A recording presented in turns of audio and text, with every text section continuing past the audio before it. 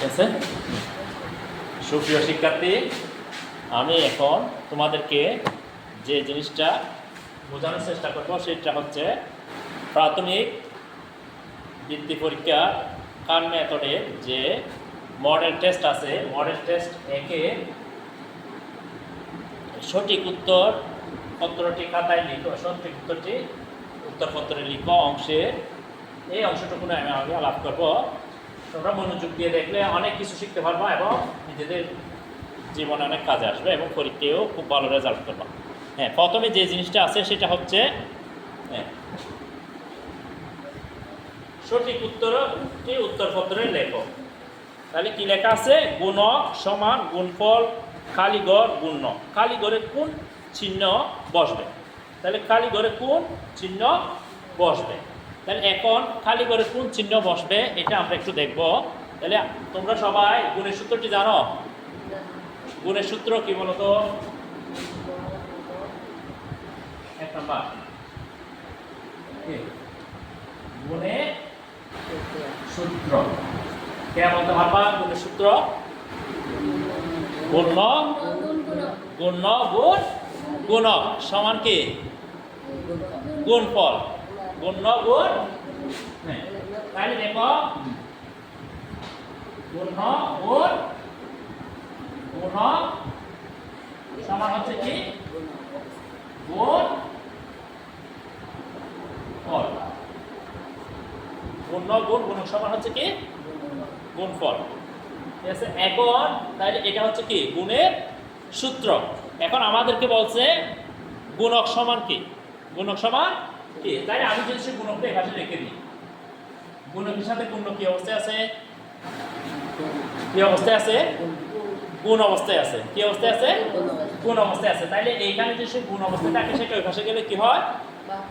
বাক হয়ে যায়। ওই পাশে গেলে কি হয়ে যায়? বাক হয়ে যায়। তাইলে এখন আমরা জানি কি সমান, তাইলে সুতরাং কি সমান? গুণক সমান কি হবে বলতো?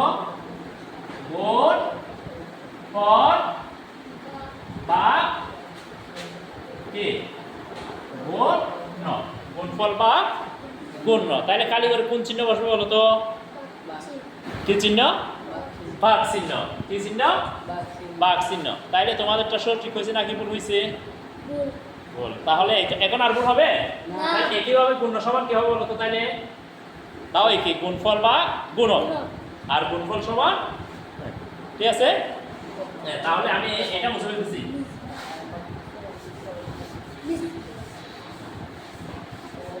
এরপর আমাদের 2 নম্বরে যে প্রশ্নটা আছে আমি এটা নিয়ে একটু আলাপ করতেছি। নিঃশেষে বিভাজ্যের ক্ষেত্রে কোনটি থাকে না?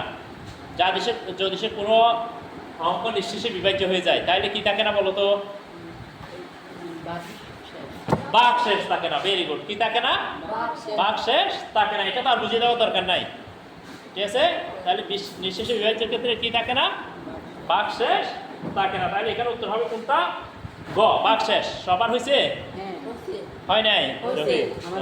হয়েছে? আচ্ছা, তাহলে এটা ভুল হওয়ার কথা না। হ্যাঁ, এরপর 3 নম্বরে আমাদের একটা অঙ্ক দেওয়া হয়েছে। কি দেওয়া হয়েছে? হ্যাঁ, তাহলে 3 নম্বরটা আমি একটু বুঝিয়ে দিচ্ছি। 3 নম্বরে কি দেওয়া আছে দেখো? 205 বিয়োগ 51 গুণ 24 বিয়োগ 51 গুণ 24 বিয়োগ 120 সমান কত? এটা আছে না? তাহলে 3 নাম্বার আছে 205 বিয়োগ 51 গুণ 24 বিয়োগ 120। তাহলে একটা আমরা করছি, আমরা সবসময় একটা কি দেই? গালি দিই না? বদমাস। হ্যাঁ, সরলের ক্ষেত্রে বা এরকম অঙ্কের ক্ষেত্রে এই নিয়মটা আমাদের প্রযোজ্য। অর্থাৎ প্রথমে ব্র্যাকেটের কাজ। ঠিক আছে, তাহলে ব্র্যাকেট মানে কি? বন্ধনীর কাজ। প্রথমে কি আর কাজ? বন্ধনীর কাজ। তারপর হচ্ছে এর কাজ, তারপর ভাগের কাজ, তারপর গুণের কাজ, তারপর যোগের কাজ, তারপর বিয়োগের কাজ। নিয়ম মোতাবেক যেতে হবে। তাইলে প্রথমে হচ্ছে বন্ধনীর কাজ। আমরা বন্ধনীর ভিতরে খেয়াল করব।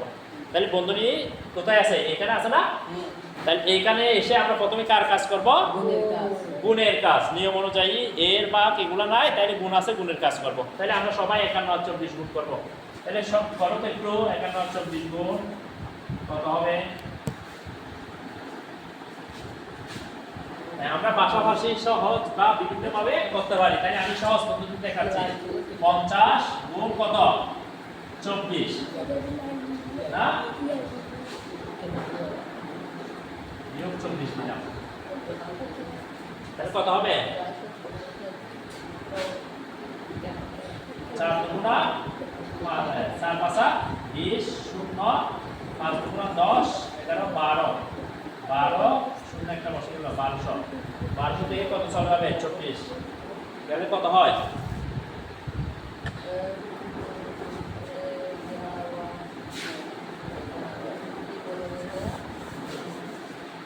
আচ্ছা তাহলে দেখো, আচ্ছা আমি সরাসরি করে দিচ্ছি। 4 একে 4 5 4 পাঁচা 20 0 2 একে 2 5 দুগুণা 10 ঠিক আছে 4 2 তাহলে 1224। হ্যাঁ আমাদের ওইটা হয়তো 1200, আমি বিয়োগ লিখে ফেলছি, এটা কি হতো? যোগ কত না? তাহলে 1224 হবে। কত হবে? 1224। তাহলে সহজ পদ্ধতিতে তোমরা জানো তো, সহজ পদ্ধতি হইতে হলে আমরা এখান থেকে কি করব? এটা 50 বানাবো, যোগ করে দিব, যোগ কত হবে? বিয়োগ করে দিব, বড় ছোট। তাহলে আমরা কত পাইছি? 1224 বিয়োগ কত? 1020 হইছে না? তাহলে এখন আমরা আবার কার কাজ করব? বন্ধনীর কাজ। বন্ধনীতে কি আছে? বিয়োগ। তাহলে এখন 1224 থেকে যদি সে 1020 চলে যায় তাহলে কত হবে বলতো? আর কত থাকবে? 204। কত থাকবে? 204। তাহলে 205 থেকে 204 চলে গেলে আর কত থাকবে? 1। তাহলে উত্তর হবে কত? 1। 1 কয় নাম্বার আছে? ক। তাহলে আচ্ছা হইছে, হ্যাঁ ভেরি গুড। যার আচ্ছা হয় নাই, হ্যাঁ তাহলে একটু ঠিক করে নাও যাদের হয় না। হ্যাঁ তারপর দেখো নিচের কোনটি কুলা বাক্যের উদাহরণ? কুলা বাক্য চিনো?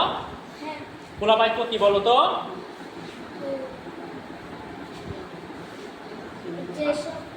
হ্যাঁ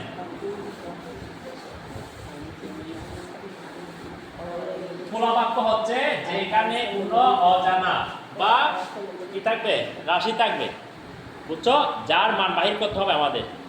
মান বাহির করার পর আমরা জানতে পারবো যে এটা সত্য নাকি মিথ্যা, ফলাফলটা। বুঝতে পারছো?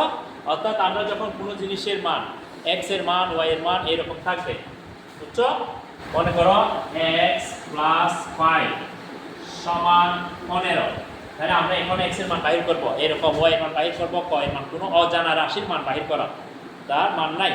ঠিক আছে, এটাকে বলা হয় কি? কুলা বাক্য। ঠিক আছে, অর্থাৎ আমরা প্রকৃত সত্য বা যেটা জানবো না, সংখ্যাটা আমাদের মান বাহির করার পর আমরা জানতে পারবো, এটাকে কুলা বাক্য বলে। তাহলে এখানে এরকম মান বাহির করতে হবে। কোথায় আছে দেখো তো? হ্যাঁ তাহলে প্রথমে আছে কি? নিচের কোনটি কুলা বাক্য? 4 যোগ ক। আবার এটা আছে, এটা তো আমরা জানি, এটা তো সত্য মিথ্যা জানা যায়, 12 থেকে 5 গেলে। আর এটা পা, হ্যাঁ এটা তাহলে আমাদের সঠিক উত্তর হবে কত? 4 এর ক। কি? 4 যোগ ক সমান 10।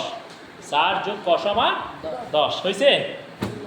হয় না? ঠিক করো। বুঝছো এবার? কুলা বাক্য বুঝছো তো? যে এখানে এক্স ওয়াই ক এরকম কোনো কিছু দেখবা, এটাই হচ্ছে কি বাক্য? কুলা বাক্য। হ্যাঁ এরপর আসো 5 নাম্বার। 5 নাম্বার কি বলছে? প্রকৃত ভগ্নাংশের মান সব সময় কত হয়? তোমরা প্রকৃত ভগ্নাংশ চিনো? চিনি। বলো তো প্রকৃত ভগ্নাংশ কি?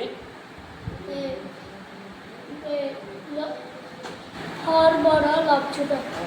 হর বড় লব ছোট। Very good. হর বড় লব ছোট, এটা কি ভগ্নাংশ? আর হর ছোট লব বড় হইলে অপ্রকৃত ভগ্নাংশ। অপ্রকৃত ভগ্নাংশ আবার মিশ্র ভগ্নাংশ বলা হয়, বুঝো না? তাহলে অপ্রকৃত ভগ্নাংশ সবসময় একের চেয়ে বড় হয়। তাহলে যদি সে হর ছোট হয়, লব বড় হয়, তাহলে এর মান সবসময় কার চাইতে ছোট হবে? একের চাইতে ছোট হবে, বুঝো নাই? যেমন মনে করো আমি যদি লব হর 5 দিয়ে এটা যদি ভাগ করি, তাহলে এটা কত হবে? একের চাইতে ছোট হবে না? তাহলে সবসময় প্রকৃত ভগ্নাংশের মান কার চাইতে ছোট হয়? একের চাইতে ছোট বা কম হয়। ঠিক আছে? ঠিক আছে, ভুল করছো? হ্যাঁ, তুমি বলতেছো না? হ্যাঁ, বলার পরে ভুল করছো। হ্যাঁ, তাহলে লব যদি সে ছোট হয়, মান সবসময় একের চাইতে ছোট হবে। মনে থাকবে? তাহলে প্রকৃত ভগ্নাংশের মান সবসময় কত হবে বলো তো? একের চেয়ে ছোট। একের চাইতে কম বা ছোট। মনে থাকবে? হ্যাঁ। এইবার আসি আমরা 6 নাম্বার। হ্যাঁ, 6 এর কি বলছে 6 নাম্বারে? 6 এর 12 ভাগের কত? 2 সমান কত? 6 এর 12 ভাগের 2 সমান কত? তাহলে এটা কত হবে বলো তো? আমরা কি করতে পারি? কাটাকাটি বা এক করতে পারি। বা 6 দুগুণা 12, 12 কে 12 দিয়ে ভাগ করলে কত হবে? কত হবে? 6 দ্বিগুণে 12। এটা আর এটা গুণ করলে কত হবে? 12, 12 কে 12 দিয়ে ভাগ করলে কত হবে? এক। কত হবে? এক। 0 1 হবে না? হ্যাঁ। অথবা আমরা এভাবে করতে পারি। 6 দুগুণা 12, 2 একে 2। তাইলে নিচেও 1 থাকে, নিচে 1 থাকলে বসাতে হয় না। সবসময় মনে রাখবা যে কোনো সংখ্যার নিচে কিছু নাই মানে কত আছে? এক। 1 আছে। এটা মনে রাখবা। যে কোনো সংখ্যার নিচে কিছু নাই মানে কত আছে? 1 আছে। তাইলে এটা কত হবে বলো তো এখানে? সঠিক উত্তর কত হবে? 1। এরকম আসলে পারবে তো? নেই, পারবে না? আচ্ছা, এইবার আসো 7 নাম্বারে। 7 নাম্বারে কি বলছে? 0, 5, 0, 9, 0, 1 এর গড় কত? আচ্ছা, তোমরা গড় নির্ণয় সূত্র জানো? জানি। গড় নির্ণয় সূত্র কি? গড় সমান রাশিগুলোর যোগফল ভাগ রাশিগুলোর সংখ্যা। Very good. রাশিগুলোর যোগফল বা রাশিগুলোর সংখ্যা। গড় সমান কি? রাশিগুলোর যোগফল বা রাশিগুলোর সংখ্যা। সংখ্যা। তাই আমরা এবার গড় বাহির করব এটা। তাহলে গড় বাহির করতে গেলে আমাদের এগুলো সব কি করতে হবে? যোগ করতে হবে না? 5 যোগ 0 যোগ 9 যোগ 1, 9 যোগ 0 যোগ কত? 1 বা কত? রাশির সংখ্যা। রাশিগুলো যোগফল বা রাশির সংখ্যা করলে আমরা কি পাবো? গড় পাবো না? তাহলে এখন দেখো 5, 0, 9, 0, 1 এর গড়। তাহলে এখানে কয়টা রাশি বলো তো? 5টা 1টা 2টা 3টা 4টা 5টা। তাহলে 5 দিয়ে কি করবো আমরা? ভাগ করবো। তাহলে এগুলো সব যোগ করলে কত হয় বলো তো? 15। 15 ভাগ কত? 3 কত? 5। হ্যাঁ, তাহলে কত হবে? 3। 3। আচ্ছা, এখানে সঠিক উত্তর আছে 3। হ্যাঁ, হয়েছে? হয়েছে। আন্দাজে করে দিছো নাকি এইভাবে করছো? এভাবে করছি। আচ্ছা, ঠিক আছে। তাহলে আমরা এইভাবে যদি সে পরীক্ষায় একটা দুটো এইভাবে কমন করতে পারি, আমাদের একদম সহজে কি করতে পারবো আমরা। হ্যাঁ, এরপর আসো 100% বলতে কত বোঝায়? 100 100 না 50। আমি 50 করছি। 100 মানে হচ্ছে পুরোপুরি সম্পূর্ণ অংশ বুঝাইছি। মানে 100% 100% কাজ হয়ে গেছে, তার মানে সম্পূর্ণ কাজ হয়ে গেছে, এরকম না? আমি 100% কাজ করে ফেলছি মানে পুরো কাজ করে ফেলছি। হ্যাঁ, তার মানে এটা কি? সম্পূর্ণ মানে 1। সম্পূর্ণ মানে কি? 1। তারপরে 100% বলতে কত বোঝায়? 1 অংশ। বুঝছো? কত? 1। তাহলে 100% মানে কত? 1। না, ভুল হয়েছে? তাহলে মনে থাকবে এখন? হ্যাঁ, আচ্ছা। এবার আসছে 9 নাম্বার। কয় নাম্বার? 9 নাম্বার। ঠিক আছে, 9 নাম্বারে কি বলছে? বর্গের প্রতিটি কোণের মান কত ডিগ্রি? বর্গের প্রতিটি কোণের মান 90 ডিগ্রি। ঠিক আছে, হ্যাঁ। তাহলে চতুর্ভুজের 4 কোণের সমষ্টি কত ডিগ্রি?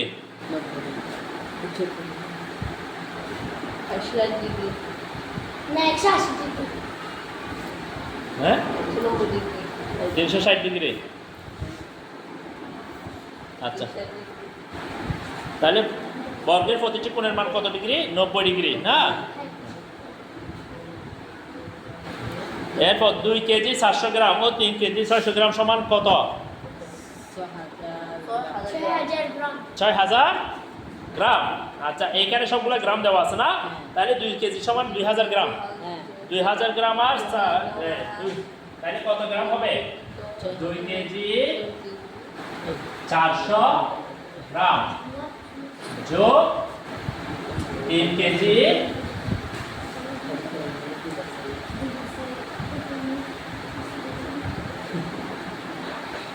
যোগ 400 গ্রাম, 3 কেজি যোগ কয় গ্রাম?